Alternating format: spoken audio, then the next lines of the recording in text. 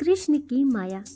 सुदामा ने एक बार श्री कृष्ण से पूछा, कान्हा, मैं आपकी माया के दर्शन करना चाहता हूँ, कैसे होती है? श्री कृष्ण ने टालना चाहा, लेकिन सुदामा की जिद पर श्री कृष्ण ने कहा, अच्छा, कभी वक्त आएगा तो बताऊंगा। और फिर एक दिन कहने लगे, सुदामा आओ, गोमती में स्नान करने चले। दोनों गोमती के तट पर गए, वस्त्र उतरे, दोनों नदी में उतरे। श्री कृष्ण स्नान करके तट पर लौट आए, पीतांबर पहनने लगे।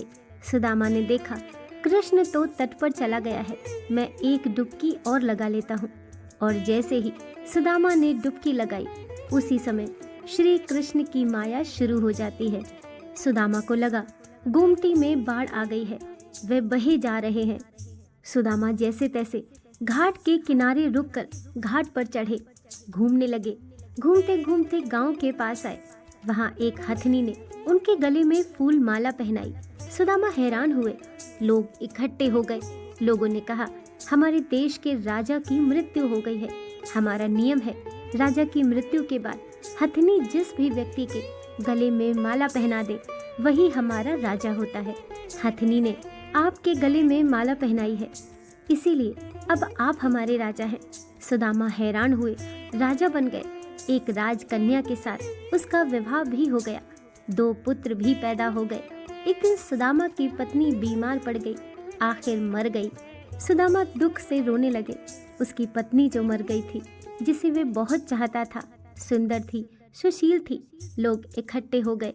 उन्होंने सुदामा को कहा, आप रो नहीं, आप हमारे राजा हैं, लेकिन रानी जहाँ गई है वहाँ आपको भी जाना है। यह मायापुरी का नियम है।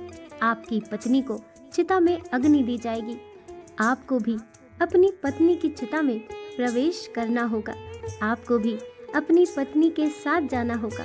सुना तो सुदामा की सांसें रुक गई, हाथ पांव फूल गए। अब मुझे भी मरना होगा।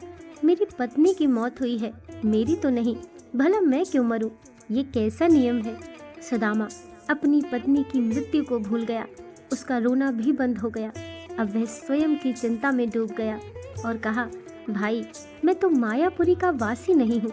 मुझ पर आपकी नगरी का कानून लागू नहीं होता। मुझे क्यों जलना होगा? लोग नहीं माने।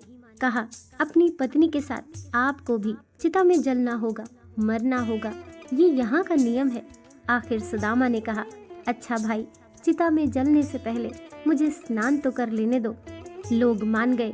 फिर उन्होंने हथियार बंद लोगों की ड्यूटी लगा दी। सुदामा को स्नान करने दो, देखना कहीं भाग ना जाए। रह रह कर सुदामा रो उठता। सुदामा इतना डर गया कि उसके हाथ पैर कांपने लगे।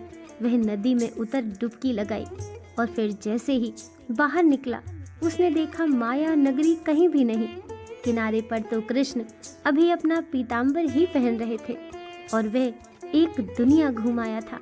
मौत के मुंह से बचकर निकला है। सुदामा नदी से बाहर आए। सुदामा रोए जा रहे थे। श्री कृष्ण हैरान हुए, सब कुछ जानते थे, फिर भी अनजान बनते हुए पूछा, सुदामा, तुम रो क्यों रहे हो? सुदामा ने कहा, कृष्ण, मैंने जो देखा है वो सच था या ये जो मैं देख रहा हूँ? श्री कृष्ण मुस्कुराए, कहा, जो देखा होगा वह सच नहीं था, भ्रम था, स्वप्न था, माया थी मेरी। और जो तुम अब मुझे देख रहे हो, यही सच है। मैं ही सच हूँ। मेरे से भिन्न जो भी है वह मेरी माया ही है। और मुझे जो सर्वत्र देखता है, महसूस करता है, उसे मेरी माया स्पर्श नहीं करती। माया स्वयं का विस्मरण है। माया ज्ञान है। माया परमात्मा से भिन्न नहीं, लेकिन जो श्री कृष्ण से जुड़ा है वह भ्रमित नहीं होता, माया से निर्लेप रहता है। वह जान जाता है। सुदामा भी जान गए थे। जो जान गया वह श्री कृष्ण से अलग कैसे रह सकता है। दोस्तों, कहानी पसंद आई हो तो वीडियो को लाइक कीजिए, चैनल को सब्सक्राइब कीजिए। मिलते हैं नेक्स्ट वीडियो के साथ।